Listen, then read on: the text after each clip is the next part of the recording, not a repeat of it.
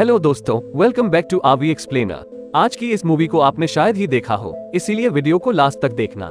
आज हम Teen Titans Go to the movies movie देखने वाले हैं। मूवी की स्टार्टिंग में हम देखते हैं सिटी में बलून मैन हर जगह तबाही मचा रहा होता है। तभी वहाँ टीन टाइटंस पहुँच जाते हैं और उसका सामना करते हैं, पर बलून मैन उनको इग्नोर करके कहता है कि मैं तो तुम लोगों को जानता भी नहीं, तो तुमसे लड़कर क्या फायदा। जिससे रॉबिन और बाकी सब अपना रैप सॉन्ग गाकर अपने आप को इंट्रोड्यूस करने लगते हैं, लेकिन वो ये भूल जाते हैं कि उन्हें बलून मैन को रोकना भी है। जिसके बाद बलून मैन दोबारा सिटी में तबाही मचाने लगता है। फिर वहाँ सुपरमैन, ग्रीन लैंटर्न और वंडर वुमेन आकर बलून मैन को हरा देते हैं। फिर वो तीनों टीन टाइटंस को कहते हैं कि तुम हमेशा बच्चे ही रहोगे, कोई भी तुम्हें सुपर हीरो नहीं मानेगा, यहाँ तक कि तुम पर तो आज तक कोई मूवीज भी नहीं बनी है। इतना कहकर वो तीनों वहाँ से चले जाते हैं।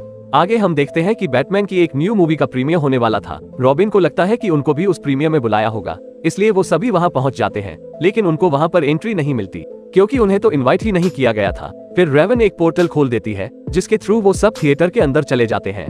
यहाँ डीसी के सभी हीरो और विलन मौजूद थे। अब मूवी स्टार्ट होने से पहले कुछ अपकमिंग मूवीज के टीजर्स दिखाए जाते हैं, जिससे रॉबिन को लगता है कि उसकी भी कोई न्यू मूवी आने वाली है, इसलिए वो सामने जाकर खुशी से खड़ा हो जाता है। पर फिर उसे पता चलता है कि उसको तो कोई जानता भी नहीं। जिसके बाद वहाँ पर मौजूद सभी लोग उस पर हंसने लगते हैं, जिससे वो उदास होकर वहाँ से बाहर आ जाता है। अब टीम के बाकी मेंबर्स उसको समझाते हैं कि कोई बात नहीं, एक ना एक दिन जरूर हम पर भी एक फिल्म बनेगी। तभी उनका अलार्म बजता है कि स्टार लैब्स में हमला हुआ है। वहीं हम देखते हैं कि स्टार लैब्स में डेथस्ट्रोक क्रिस्टल को चुराने आया था।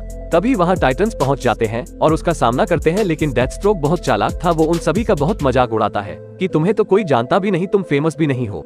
इसी तरह वो उन सभी को बातों में उलझाकर उस क्रिस्टल को लेकर वहाँ से भाग जाता है। अब रॉबिन को उसकी बातों का बहुत बुरा लगता है, वो और भी उदास हो जाता है। फिर अगले दिन उसको खुश करने के लिए टीम के बाकी मेंबर्स उसके ही ऊपर एक शॉर्ट फिल्म बनाकर उसको दिखाते हैं, पर रॉबिन को लगता है कि ये सब उसका मजाक उड़ा रहे हैं। जिसके बाद वो सबको कहता है कि ये सब छोड़ो, हम सीधा हॉलीवुड चलते हैं, जहाँ हम खुद की एक न्यू फिल्म बनाएंगे।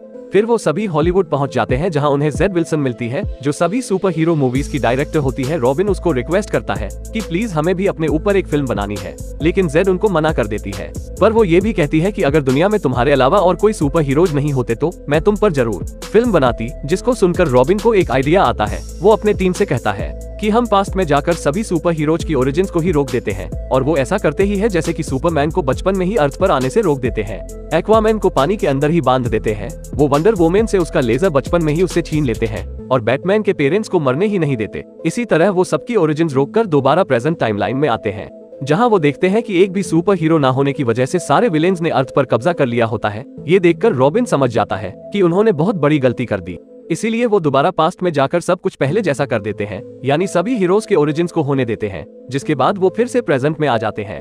वहीं डेथस्ट्रोक विंटेक में घुसकर उस क्रिस्टल की पावर को इंक्रीज कर रहा होता है। तभी वह टाइटंस पहुंच जाते हैं और उसके साथ एक जोरदार फाइट करते हैं, लेकिन वो किसी तरह टीन टाइटंस को चकमा देकर वहां से भागने लगता है। पर इस बार टीन टाइटंस भी उसका पीछा करते हैं। एक लंबी चेस के बाद फाइनली वो डेथस्ट्रोक से उस क्रिस्टल को चुरा लेते हैं, जिसको फिर रेवन अपने टाइटंस टावर के वॉल्ट में ले जाकर सेफ रख देती है, लेकिन डेथस्ट्रोक उनसे बच निकलता है। अब अगले दिन जेड विल्सन टीन टाइटंस को स्टूडियो में बुलाती है और उनसे कहती है कि तुमने कल डेंजरस विलेन डेथस्ट्रोक से फाइट की है, इसीलिए मैं तुम पर एक फिल्म बनाऊंगी, जिससे सभी बहुत खुश हो जाते हैं। अब जैसे ही सभी स्टूडियो के अंदर जाते हैं तो हम देखते हैं कि रॉबिन को छोड़कर टीम के बाकी मेंबर्स कुछ ना कुछ हरकतें करने लगते हैं।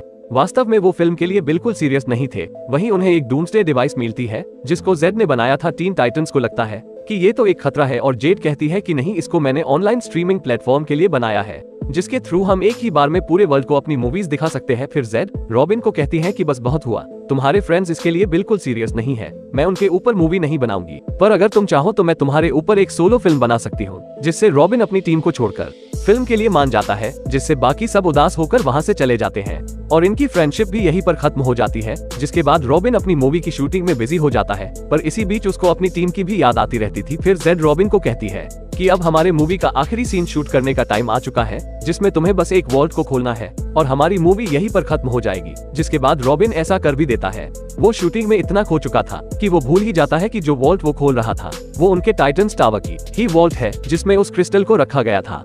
वॉल्ट खुलते ही जेड विल्सन खुद को रिवील कर देती है कि वो और कोई नहीं बल्कि डेथस्ट्रोक है। फिर वो रॉबिन के हाथों को लॉक कर देता है और उसे सब कुछ बताता है कि उसने सभी सुपर हीरोज का ध्यान भटकाने के लिए ही इतनी सारी मूवीज बनाए, जिससे वो डूम्सडे डिवाइस में उस क्रिस्टल को डालकर पूरे वर्ल्ड के लोगों को अपने कंट्रोल में कर लेगा, जिससे सभी उसकी बात मानने लगेंगे। फिर वो टाइटंस टावर में बहुत सारे बॉम्ब ब्लास्ट करके वहाँ से भाग जाता है।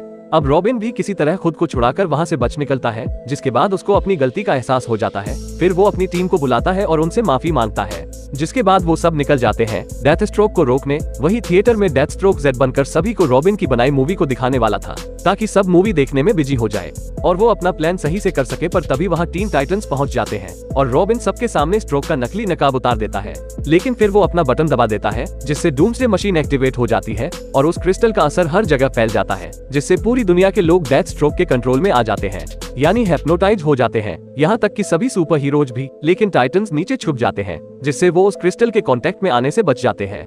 लेकिन अब डेथस्ट्रोक सभी सुपर हीरोज को कहता है कि टाइटंस को खत्म कर दो, जिसके बाद सभी टीन टाइटंस को मारने उनके पीछे भागते हैं। वो सब बहुत मुश्किल से अपनी जान बचाकर भाग रहे होते हैं। इसी बीच रॉबिन कहता है कि तुम इनको संभालो, डेथस्ट्रोक को मैं देखता हूँ। इतना कहकर वो चला जाता है, लेकिन ये सब एक जगह पर पकड़े जाते हैं। तभी रेवन सभी को एक पोर्टल के थ्रू किसी अननोन जगह पर भेज देती है। दूसरी तरफ रॉबिन पहुंचता है डेथस्ट्रोक के पास। अब इन दोनों में एक तगड़ी फाइट होती है और डेथस्ट्रोक किसी तरह रॉबिन को भी हिप्नोटाइज कर लेता है, जिसके बाद वहां टीम के बाकी मेंबर्स भी पहुंच जाते हैं और किसी तरह रॉबिन को सब कुछ याद दिलाकर उसको होश में लाते हैं। लेकिन डेथस्ट्रोक बड़े रोबोट में बैठ जाता है और टाइटंस पर हमला करने लगता है, पर टीन टाइटंस भी अपने सूझबूझ से एक साथ मिलकर उस पर अटैक करते हैं और लास्ट में वो सभी अपना पूरा जोर लगाकर उस रोबोट के साथ साथ उस क्रिस्टल को भी पूरी तरह से डिस्ट्रॉय कर देते हैं, जिसके बाद में सभी लोग वापस से नॉर्मल हो जाते हैं और रेवन उन सारे सुपर हीरोज को वापस ले आती है, जिसके बाद टीन टाइटंस सबकी नजरों में हीरो बन जाते हैं और सभी उनकी बहुत तारीफ भी करने लगते हैं। इसी के साथ ये मूवी यहीं पर एंड हो जाती है। अगर आपको मूवी पसंद आई हो तो वीडियो को लाइक करें, अगर पसंद न आई हो तो कमेंट में बताएं।